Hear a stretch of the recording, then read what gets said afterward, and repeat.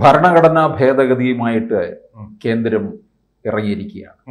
അപ്പോൾ 1 മാസം ജയിലിലായാൽ ഇനിയും പല സ്ഥാനങ്ങളും തെറിക്കും. ആരെ ഉന്നം വെച്ചിരിക്കുക? തീവട്ടിക്കൊള്ള, ഈ പകൽക്കൊള്ള, ഇതൊക്കെ നടത്താൻ ആളുകൾക്കൊരു പേടി വരും. അത് തന്നെ വലിയൊരു നേട്ടം.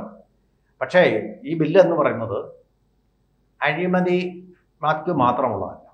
ഏത് കാരണവശാലും കോടതി വിധി മൂലം 5 വർഷത്തെ തടവ് അനുഭവിക്കുന്ന ഒരു ശിക്ഷ കോടതി വിധിച്ചു കഴിഞ്ഞിട്ട് അതിനെ തുടർന്ന് 1 മാസം ജയിലിൽ കിടക്കേണ്ടി വരിക. അത് 1 മാസം കൊണ്ട് ഉദ്ദേശിക്കുന്നത് 30 ദിവസം എന്നാണ്. ഈ 30 ദിവസം ജയിലിൽ കിടന്നാൽ ഗവർണറോട് മുഖ്യമന്ത്രി ശുപാർശ ചെയ്യണം. മറിച്ചല്ല, മുഖ്യമന്ത്രി ഗവർണറോട് ശുപാർശ ചെയ്യണം ഇദ്ദേഹത്തെ തൻ്റെ കീഴിലുള്ള മന്ത്രിയാണെങ്കിൽ മന്ത്രിസഭയിൽ നിന്ന് മാറ്റണം എന്നാവശ്യപ്പെടാം. ഇനി ഗവർണർ അത് കേട്ടില്ലെങ്കിൽ, അതാണ് ശ്രദ്ധേയം, ഗവർണർ അത് കേട്ടില്ലെങ്കിലോ ഗവർണർ നടപടി എടുത്തില്ലെങ്കിലോ വിഷയമില്ല. 31-ാം ദിവസം, അതായത് തൊട്ടടുത്ത പിറ്റേ ദിവസം ഗവർണറുടെ ഓർഡറൊന്നും രാഷ്ട്രപതിക്ക് പോകണ്ട, എങ്ങോട്ടും പോകണ്ട, അതിൽ ഒപ്പിടണമെന്നുമില്ല. അതാണ് പ്രതിപക്ഷ കക്ഷികൾ ശ്രദ്ധേയമായിട്ട് ശ്രദ്ധിക്കേണ്ട ഒരു കാര്യം. ഒരു കുഴപ്പവുമില്ല, നേരെ മുഖ്യമന്ത്രി പദം ഓട്ടോമാറ്റിക്കായിട്ട് ഈ മുൻകാല പ്രാബല്യത്തോടു കൂടി തന്നെ 31-ാം തീയതി മുതൽ ഇല്ലാതായി തീരും. അതാണ് ഈ ബില്ലിൽ പറയുന്നത്. പാസ്സാക്കിയെടുക്കാൻ വലിയ പ്രയാസമായിരിക്കും. കാരണം ജനപ്രാതിനിധ്യ നിയമത്തിൽ ഭേദഗതി വേണ്ടി വരും എന്നത്. പിന്നെ നമുക്ക് രസകരമായിട്ടൊരു കാര്യമുണ്ട് ഇതിൻ്റെ പിന്നിൽ. ഇതിന് നേരെ നെഗറ്റീവായിട്ടുള്ള ഒരു ബില്ല് രാഹുൽ ഗാന്ധി കീറിക്കളഞ്ഞത് നമ്മൾ ഓർക്കുന്നുണ്ടോ? ഡൽഹി പ്രസ് ക്ലബിൽ പോയിട്ട് ഷോ ഓഫായിട്ട് മൻമോഹൻ സിംഗ് തയ്യാറാക്കി മന്ത്രിസഭ അംഗീകാരം നൽകിയ ആ ബില്ല് രാഹുൽ ഗാന്ധി എടുത്തുകൊണ്ട് പോയിട്ട് മൻമോഹൻ സിംഗിന് വലിയ ക്ഷീണം ഉണ്ടാക്കിയാണ്. കാരണം ഒന്ന് ക്ഷീണം മാത്രമല്ല, സഹിക്കുകയും നിവൃത്തി ഉണ്ടായിരുന്നു. കാരണം എന്താണ്?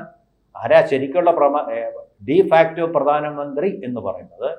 രാഹുൽ ഗാന്ധിയുടെ അമ്മ സോണിയാഗാന്ധിയാണ്. എങ്ങനെ? നാഷണൽ ഇൻ്റഗ്രേഷൻ കൗൺസിൽ എന്നും പറഞ്ഞൊരു കൗൺസിൽ ഉണ്ടാക്കി അതിൻ്റെ അധ്യക്ഷയാണ്. അത് സൂപ്പർ പ്രൈം മിനിസ്റ്റർ പദവിയാണ്. എന്ന് പറഞ്ഞാൽ മൻമോഹൻ സിംഗിൻ്റെ മുകളിലിരിക്കുന്ന ആൾ. സോണിയാഗാന്ധി പ്രധാനമന്ത്രി പദം ആഗ്രഹിച്ചുകൊണ്ട് അവരുടെ വലിയ ശരീരഭാഷയോടുകൂടി ഇന്ത്യയുടെ മുഴുവൻ അധികാരി ഞാനാണെന്നാണ് ഇപ്പോഴും ആ അമ്മയുടെ ശരീരഭാഷ. ശ്രദ്ധിച്ചിട്ടുണ്ടോ വിജയനാഥൻ? ഇന്ത്യയുടെ മുഴുവൻ ഭരണാധികാരി ഞാനാണെന്നും പറഞ്ഞ ആയമ്മ നടക്കുന്നത് ഓർക്കുന്നുണ്ടോ? ജനതാ ഭരണകാലത്ത് രാഹുൽ ഗാന്ധിക്കെതിരെ ആരോപണം ഉന്നയിച്ചിരുന്നു.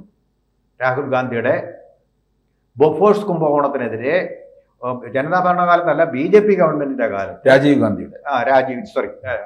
ഗാന്ധിയുടെ ബൊഫോഴ്സ് കുംഭകോണത്തിനെതിരെ ഭയങ്കര ആരോപണം ഉന്നയിച്ചുകൊണ്ട് പത്രങ്ങളിലെല്ലാം ഇന്ത്യൻ എക്സ്പ്രസ് ഏറ്റവും മോശമായ രീതിയിൽ സ്വീഡിഷ് റേഡിയോയിലൂടെ വന്നതിനെ ഹൈലൈറ്റ് ചെയ്തുകൊണ്ട് അന്നത്തെ എഡിറ്റർ 1-ാം പേജിൽ ആങ്കർ സ്റ്റോറികളായിട്ട് നിരന്തരമായിട്ട് എഴുതിക്കൊണ്ടിരുന്നു. ഓക്ടോട്രൈറ്റ്സ് തുടങ്ങിയ ആയുധ ഇടപാടുകാരുടെ സോണിയാഗാന്ധിയുമായിട്ടുള്ള ബന്ധം ഉൾപ്പെടെ എഴുതിക്കൊണ്ടേയിരുന്നു. ഇങ്ങനെ എഴുതിക്കൊണ്ടേയിരുന്നുകൊണ്ട് സത്യം പറഞ്ഞാൽ ഭരണം എന്ന് പറയുന്നത് അധാർമികമാണെന്നൊരു ബോധം ജനങ്ങളിൽ ഉണ്ടായി. ആ ഒരു സമയത്ത് ഉപേന്ദ്രയായിരുന്നു അന്ന് വാർത്താ വിതരണ വകുപ്പിൻ്റെ മന്ത്രി. വാർത്താ വിതരണ വകുപ്പ് മന്ത്രിയില്ല, പ്രക്ഷേപണം, ഇങ്ങനെയുള്ള കാര്യങ്ങളെല്ലാം അദ്ദേഹത്തിൻ്റെ ചുമതലയായിരുന്നു. ആ സമയം ഹൈദരാബാദ് എയർപോർട്ടിൽ വെച്ച് യാദൃച്ഛികമായിട്ട് ഉപേന്ദ്ര എന്ന് പറഞ്ഞ വളരെ സൗമ്യനും മാന്യനുമായിട്ടുള്ള ഒരു വ്യക്തിയാണ്. എനിക്കറിയാം, നേരിട്ട് അറിയാവുന്ന വ്യക്തിയാണ്. ആ വ്യക്തിയോട് അവിടെ വെച്ച് കണ്ടപ്പോൾ സോണിയാഗാന്ധിയെ കണ്ടിട്ട് ഒരു പ്രതിപക്ഷ മര്യാദ വെച്ചിട്ട് അദ്ദേഹം കൈകൂപ്പിയെ ചിരിക്കാതെ പല്ലും കടിച്ചുകൊണ്ടെന്ന് വാർത്തയായി വന്നതാണ്. Sonia Gandhi പറഞ്ഞതെന്നറിയാം, I will see your end, നിന്റെ അവസാനം ഞാൻ കാണൂടാ. എന്താ തൻ്റെ ഭർത്താവിന് ഒരു രാഷ്ട്രീയമായിട്ടുള്ള ഒരു കാര്യം വ്യക്തിപരമായിട്ട് എടുത്തുകൊണ്ട് പകുതി സ്തംഭിച്ചു പോയി ഉപേന്ദ്ര. ഇങ്ങനെ ഒരു ആളിൽ നിന്ന് പ്രതീക്ഷിക്കുന്നില്ല. ഉപേന്ദ്ര തന്നെ പറഞ്ഞു, ഞാൻ ഞെട്ടിപ്പോയി ഈ വാക്കുകൾ കേട്ടുകൊണ്ട്. കാരണം രാഷ്ട്രീയമായിട്ടാണ് അഴിമതിക്കെതിരെ, അല്ലെങ്കിൽ അദ്ദേഹത്തിന് വേണമെങ്കിൽ മാനനഷ്ട കേസ് കൊടുക്കാം രാജീവ് ഗാന്ധി, അങ്ങനെയൊന്നും ഉണ്ടായിട്ട് സോണിയാഗാന്ധിയുടെ നിർദ്ദേശപ്രകാരം അദ്ദേഹം സോണിയാഗാന്ധിയുടെ കുടുംബത്തിലെ ഒരു വ്യക്തിക്ക് ബൊഫോഴ്സിൽ നിന്നുള്ള കമ്മീഷനൊക്കെ ഇതിനെല്ലാം ഉള്ളതാണ് പ്രതിരോധ ഏർപ്പാടുകൾക്ക്. കാരണം കോടിക്കണക്കിന് രൂപയുടെ ഇടപാടല്ലേ. ആ കമ്മീഷൻ അങ്ങോട്ട് മറിച്ചു കൊടുത്തു. ഇതാണ് സംഭവിച്ചത്. അതിൻ്റെ പിന്നെ പല ഷെൽ കമ്പനികളുടെയും പേര് വന്നു. ഇതെല്ലാം ഇന്ത്യൻ എക്സ്പ്രസ്സിൽ സ്ഥിരമായിട്ട് അന്ന് ഞാൻ ഇന്ത്യൻ എക്സ്പ്രസ്സിലാണ് സ്ഥിരമായിട്ട് വന്നുകൊണ്ടിരുന്നു. പിന്നെ അവസാനം പക്ഷേ ഇതിൻ്റെ ഏറ്റവും വലിയ തെളിവ് കൊണ്ടുവന്നത് ഹിന്ദു പത്രമാണ്. വ്യക്തമായിട്ടുള്ള തെളിവ് കൊണ്ടുവന്നു. എങ്ങനെയാണ് ഇത് അഴിമതി നടത്തിയിട്ടുണ്ടെന്നുള്ളത് ജനീവയിൽ നിന്ന് ഉള്ള അവരുടെ ലേഖികയാണ്.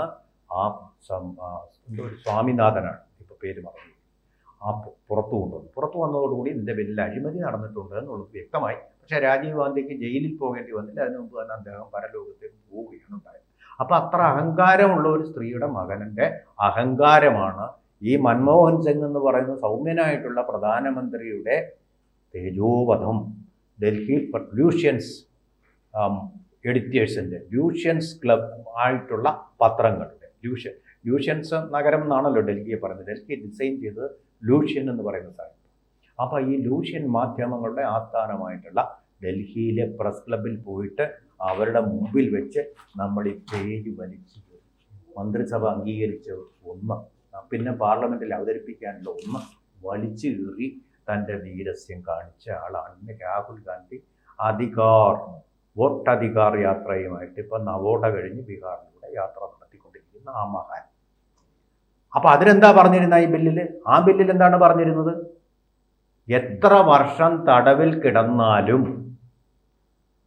കുഴപ്പമില്ല, ഒരാൾക്ക് മന്ത്രിസഭ അംഗമാകാനുള്ള അയോഗ്യതയല്ല.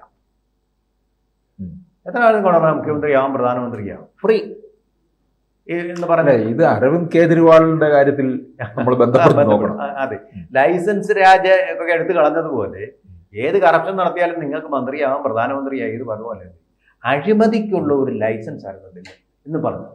രാഹുൽ ഗാന്ധിയുടെ നിലപാട് വ്യക്തമാണ്, പക്ഷേ എടുത്ത നടപടി തെറ്റാണ്.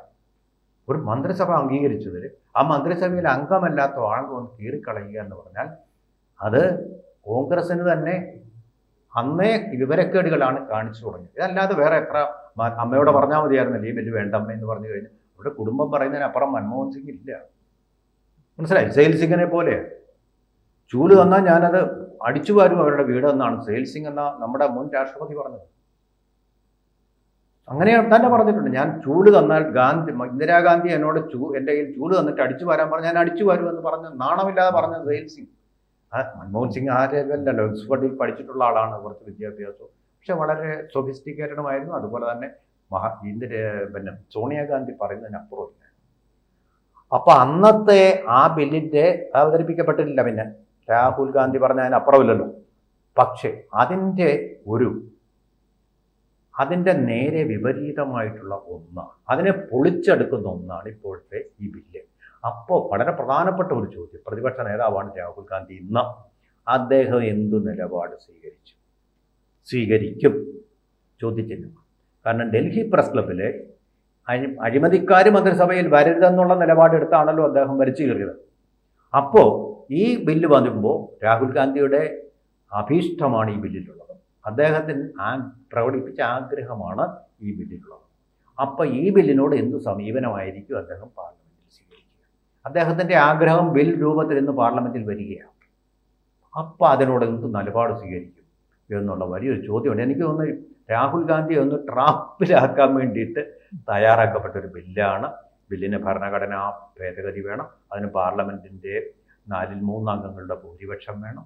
അതുപോലെ തന്നെ ഇത് നേരെ അങ്ങ് ബില്ലാവുകയല്ല, സെലക്ട് കമ്മിറ്റിക്ക് വിട്ടിട്ട് അവർ ചർച്ച ചെയ്തിട്ട് പ്രതിപക്ഷവും ഉണ്ടല്ലോ അതിൽ മാറ്റങ്ങൾ വരുത്തിയ രൂപത്തിൽ മാത്രം. പക്ഷേ ഇന്ത്യക്ക് വളരെ ആവശ്യമാണ്. കാരണം പകൽക്കൊള്ള ഇങ്ങനെ അങ്ങ് നടത്തിയാൽ ഒരു കുഴപ്പവുമില്ലെന്നുള്ള ഒരു ധൈര്യം ചോർന്നു പോകും. കാരണം 1 മാസമെങ്കിലും തടവിൽ കിടന്നാൽ ഇനി മന്ത്രിയാവാൻ പറ്റില്ല എന്നൊരു തോന്നൽ ഈ അഴിമതിക്ക് വലിയൊരു ഡെറ്ററൻറ്റ് തടയിണയായിരിക്കും എന്നാണ് നമുക്ക് ന്യായമായും കരുതാം. കൂടുതൽ വാർത്തകളും വിശേഷങ്ങളും നിങ്ങളിലേക്ക് എത്താൻ ABC മലയാളം സബ്സ്ക്രൈബ് ചെയ്യുക, ബെൽ ബട്ടണും അമർത്തുക.